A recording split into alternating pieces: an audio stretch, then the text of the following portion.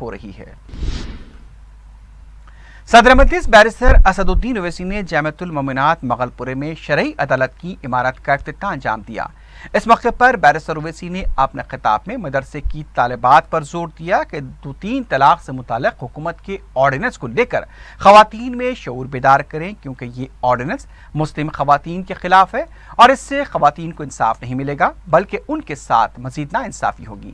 Barrister Owaisi نے مدرسے جامعۃ المومنات کے ذمہ داروں کی طرف سے طالبات کے لیے بس پاس اور ان کی ڈگری کے سلسلے میں دلائی گئی توجہ پر بھی نمائندگی کا تعاون دیا۔ بیرسٹر اویسی کے ہاتھوں طالبات میں اسناد تقسیم کیے گئے۔ اس موقع پر مدرسے کے ذمہ داران مفتی محمد حسن الدین، ڈاکٹر مفتی محمد مستان علی خاطی نے بتایا کہ شرعی عدالت سے کئی افراد نے استفادہ کیا ہے۔ کئی ایسے بھائی بہن جو اپنی جائیدادوں کی صحیح تقسیم نہ کرنے کی وجہ سے اختلافات میں ملوث ہیں، شرعی عدالت نے ان تنازعات کی بھی یکسوئی کی ہے۔ اس موقع پر مولانا سید درویش محی الدین مرتضیٰ پاشا، مولانا مفتی عبدالواسع احمد صوفی، مولانا اصغر اشرفی اور مولانا صلاح الدین قادری بھی موجود تھے۔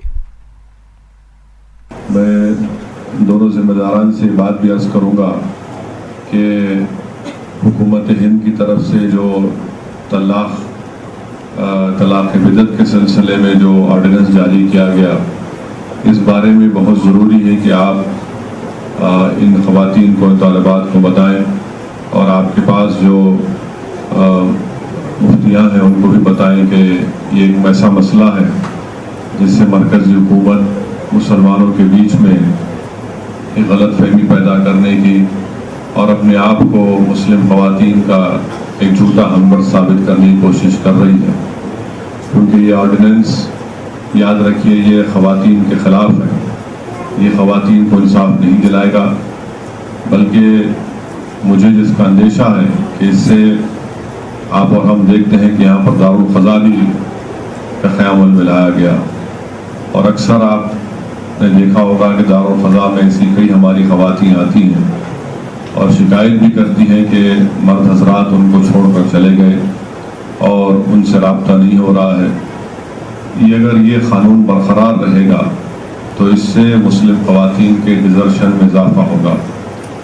یہ عورتوں سے انصاف نہیں بلکہ عورتوں کو ناانصافی کرنے کا ایک موقع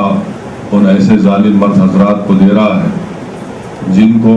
دین کے بارے میں کچھ نہیں معلوم، اور جبکہ سپریم کورٹ نے یہ بات صاف طور سے کہہ دیا ہے